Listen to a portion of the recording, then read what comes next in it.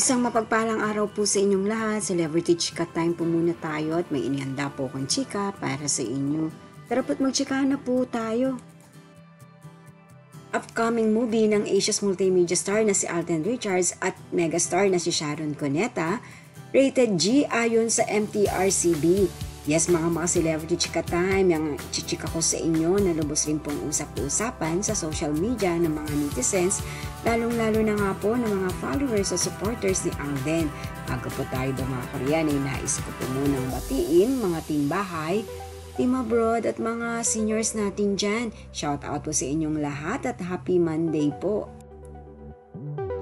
Yes po, ang pelikula nga po ng Asia's multimedia star at ng megastar ay pinamagatang Family of Two, a mother and son story na mapapanood po natin sa darating na Disyembre. Ito po ay araw ng Pasko na kanilang ipalalabas sa mga sinihan. And of course, entry din po ang kanilang pelikula na ito sa Metro Manila Film Festival. Sa mga teaser po na ipinakikita patungkol sa pelikula po na ito ni Alden at ni Sharon Cuneta ay talaga naman nga pong mukhang heavy drama po ang kanilang ginawa dito. Bilang patunay, narito po ang kanilang pasilip, panoorin po natin.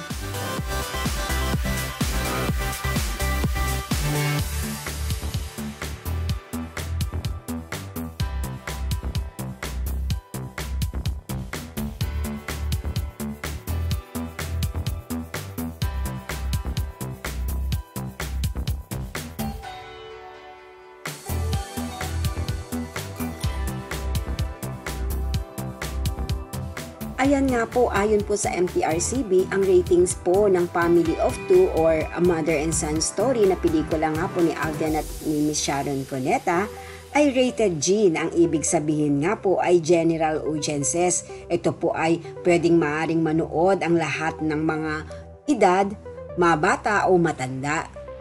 Kaya naman nga po, nangangamoy na nga po na hit po ang pelikulang ito ni Sharon at Alden. Alam naman po natin na pareho po silang mahuhusay na aktor at aktres. Yan po ang aking chika days for today. Salamat po sa inyong panonood. Huwag po kalimutan mag-subscribe. Pwede po mag-comment sa ibaba. Basta tag lamang po hearts o nakakasakit sa isa't isa. Salamat po muli. Spread love, not hate.